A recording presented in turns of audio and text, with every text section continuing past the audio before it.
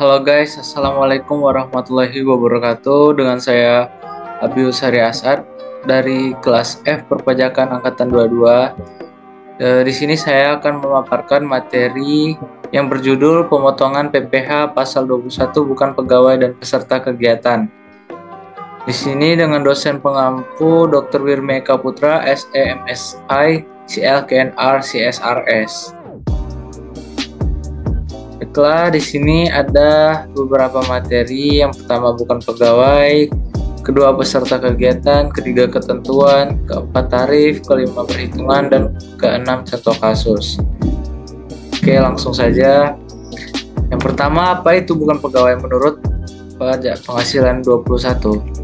Bukan pegawai adalah orang pribadi yang bukan merupakan pegawai tetap ataupun pegawai yang tidak tetap, dan juga bukan merupakan tenaga kerja lepas di sebuah perusahaan, di mana orang pribadi tersebut memperoleh penghasilan sebagai imbalan atas jasa yang dilakukan.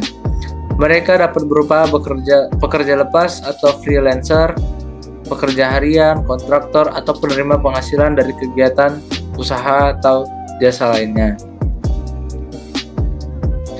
Selanjutnya yaitu ada profesi bukan pegawai. Adapun jenis-jenis profesi yang termasuk bukan pegawai, berikut beberapa jenis profesi yang termasuk bukan pegawai meliputi yang pertama yaitu tenaga ahli yang melakukan pekerjaan bebas, seniman, pengajar, penasihat, pelatih, penyuluh, penceramah, serta moderator. Ketiga, pengarang, penerjemah, dan peneliti. Keempat, pemberi jasa di segala bidang. Kelima, pengawas dan pengelola proyek. Keenam, petugas dinas luar asuransi. Dan terakhir, distributor perusahaan malam atau olahragawan. Selanjutnya, apa itu peserta kegiatan? Menurut pajak penghasilan 21, peserta kegiatan adalah orang pribadi, umumnya digunakan dalam konteks PPh 21 atas penghasilan yang diperoleh dari dalam suatu kegiatan tertentu, termasuk mengikuti rapat, sidang, seminar, lokar, pendidikan, pertunjukan, olahraga, atau kegiatan lainnya, dan menerima atau memperoleh imbalan sehubungan dengan keikutsertaannya dalam kegiatan tersebut. Selanjutnya ada jenis-jenis peserta kegiatan. Jenis peserta kegiatan berikut yaitu meliputi yang pertama peserta perlombaan dalam segala bidang, yang kedua peserta rapat, konferensi, sidang, pertemuan, atau kunjungan kerja, yang ketiga peserta atau anggota dalam suatu kepanitiaan tertentu, yang keempat peserta pendidikan dan pelatihan, yang terakhir yaitu peserta kegiatan lainnya. Dan ada ketentuan bukan pegawai.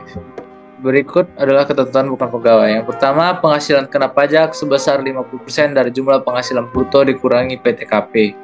Yang kedua, sebesar 50% dari jumlah penghasilan bruto untuk penghasilan yang diterima bukan pegawai berkesinambungan, yang mana tidak memenuhi pengurangan PPh pasal 21. Yang ketiga, jumlah penghasilan bruto berupa honorarium yang sifatnya tidak teratur, diterima oleh anggota Dewan Komisaris atau Dewan Pengawas. Yang terakhir, penghasilan bruto berupa jasa konstruksi, bonus, atau imbalan yang bersifat tidak teratur, yang mana diterima oleh mantan pegawai. Selanjutnya ada tarif bukan pegawai dan peserta kegiatan. Tarif PPh 21 bukan pegawai mengikuti tarif progresif pajak penghasilan untuk wajib pajak orang pribadi terbaru di Undang-Undang Harmonisasi Peraturan Perpajakan. Berikut ada tabel lapisan penghasilan pajak dan tarifnya. Berdasarkan tarif PPh 21 di atas, dikenakan atas jumlah kumulatif penghasilan kena pajak. Sedangkan penghasilan kena pajak bukan pegawai adalah 50% penghasilan bruto.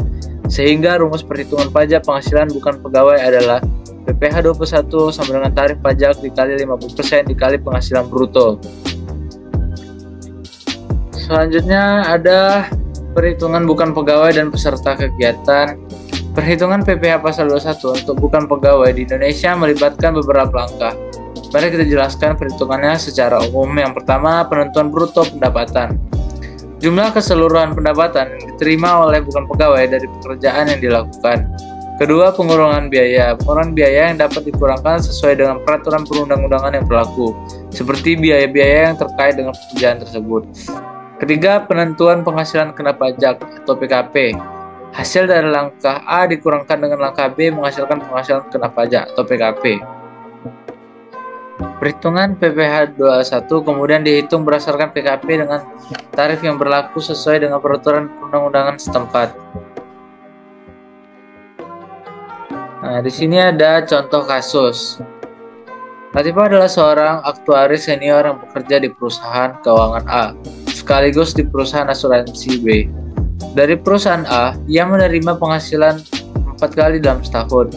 Pada bulan Februari, Mei, Agustus, dan November. Di sini ada perhitungannya. Penghasilan bruto sama 4 kali 40 juta rupiah sama dengan 160 juta. Dan PKP-nya 50% dikali 160 juta sama dengan 80 juta. Maka PPh terutangnya itu 5% dikali 60 juta sama 3 juta. Dan 15 ditambah 15% dikali 20 juta sama 3 juta. Jumlahnya menjadi 6 juta rupiah. Baiklah, itu materi yang saya sajikan. Terima kasih, saya akhiri. Wassalamualaikum warahmatullahi wabarakatuh.